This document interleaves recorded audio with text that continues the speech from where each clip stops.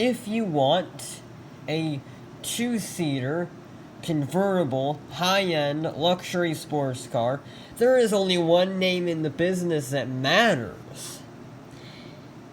It's the Big E, with a big $500,000 price tag. The Enus convertible. It is officially called the Cabriolet, but I can't pronounce that very well, so I call it the convertible, because that's its English translation, and, well, it's not an ugly car, is it?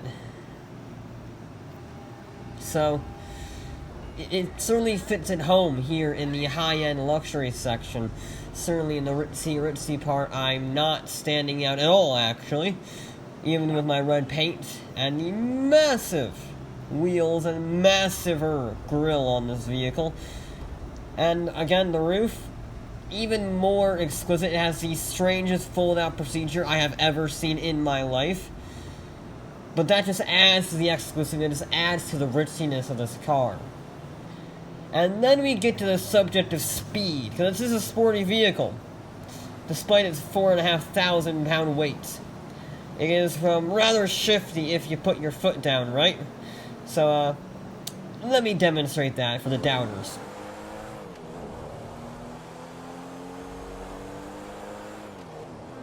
It's not a Trojan or anything, but this is seriously quick for what it is. It's like taking a cottage rally crossing. It's ridiculous. Speed 110, 120 on public roads. God damn, that's fast. Again, all things considered, it's completely bizarre. And then we have the handling. Now, this is where you're expecting it to struggle, because it weighs 5,000 pounds, but no!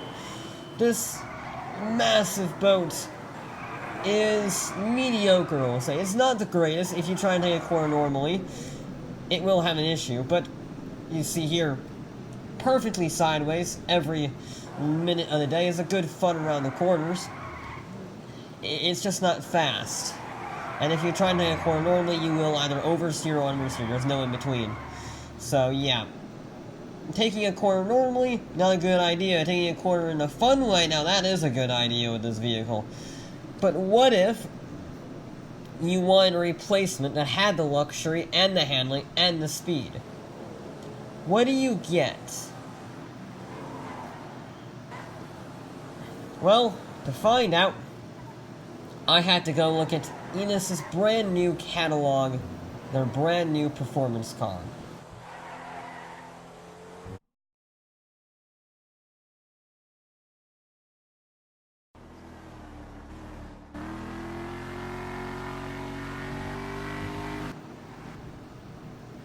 Behold, the Enus Paragon R. Paragon? I don't know how to pronounce it. It's some foreign language, I don't know, but I think that's close enough.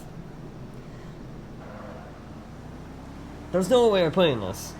It's the fastest car they've ever made. By a long shot. It costs $1 million, and for that you get a 600 plus horsepower V12 engine, 4-wheel drive, and most crucially of all, lots of carbon fiber. That drops the weight down from 4,500 pounds to 3,800. Now, another thing that reduces is there's no, whoa, that's a lot of acceleration. I was about to say, there is one downside to the bloody hell. One downside to this vehicle. It lost its convertible roof. But that noise makes up for it. God, that noise makes up for it. You see, it had a V8 in the old car. This has a V12.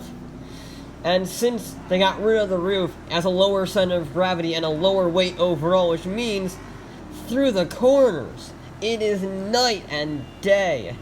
And with that torque vectoring all-wheel drive, you just have so much grip. There isn't there isn't too much understeer like you would think in an all-wheel drive car. And in fact, you can get oversteer. Proper oversteer. Who would have ever thought, whoa, that you could drift a luxury weekend cottage like this? It really is a bizarre sensation when driving this vehicle, because you are cocooned in luxury while going sideways at 120 miles an hour.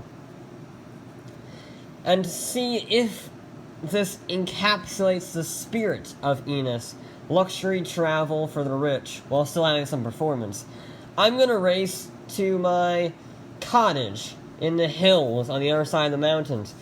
But I want to be there, say, by 12 to enjoy some weekend wine. So, yeah, let's get going, shall we? Gotta get there in 2.5 hours. And we're off. Spit a flame. And now we gotta drive nice and slowly. Because we're at the airport, because I just got out of my private jet. And, the airport is very heavily policed. So, you don't want to speed here. Speeding here will result in a very big ticket, especially for me, because they know they can milk the rich dry. Who am I kidding? They won't pull me over, but whatever. For legal reasons, we have to discourage speeding on public roads, especially in highly populated areas. So, which is why I'm going to get on the freeway and accelerate like mad to 80 miles an hour. This is 80 miles an hour. Bloody hell. That is quick. That is a very quick house. Oh. Complaints from the interior while I'm in traffic? Not many. It's very comfortable, it's very spacious.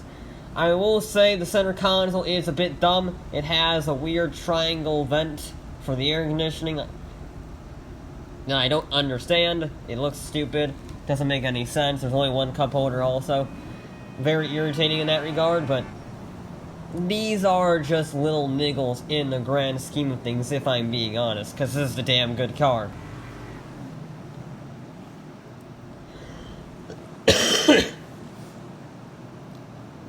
I continued my journey through the city, and I kept getting stuck at red lights. That was the theme all day. Red light, after red light, after red light, with a side of red lights. But eventually, I found my way onto another freeway and went for it.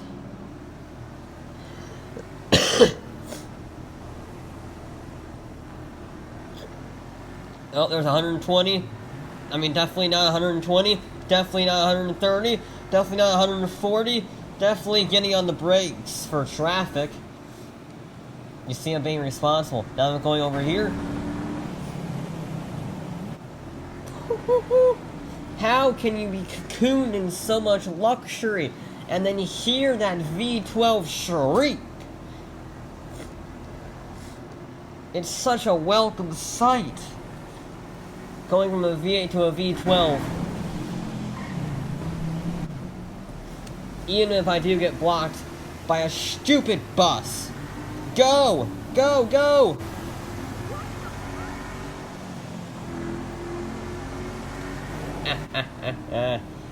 This is intoxicating. This is more intoxicating than the wine I'm gonna drink. Because it's so comfortable and so quiet and civilized, and then you flip a switch and it just turns into an absolute dragon. A dragon with a crown on it, sure, but a dragon nonetheless. But the people on the freeways didn't seem to much care about my luxury dragon. I got cut off by a Comet there. Well played, Comet driver, and whoa! He also just brake checked me. I am in a car worth 3 times the price of that sports car.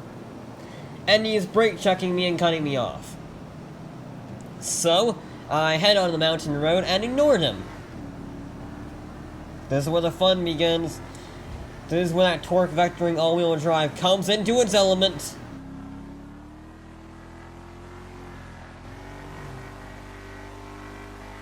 There we go. Yes, now chuck it in. This is always the scariest part of any Enus drive, but not this one, because I am not in a mountain dressed in velvet. I am in a lean, mean lion. It's just so elegant through these corners. It's uncanny how good through the corners it is. Now, I'm not going to go around here because I don't want to get killed by an AI by trying... Whoa! Speaking of getting killed by AIs, they just have no respect for this bloody car. You are ruining my lovely drive on a mountain road, goddammit. How is that even possible? You know what? Just drive, just put your foot down and chuck it around so that you don't get upset and ruin your beautiful, lovely mountain road and your beautiful handling sports car, which they're somehow managing to ruin. But apart from these stupid AIs, this is a damn good car. I've never had so much grip in such a heavy car.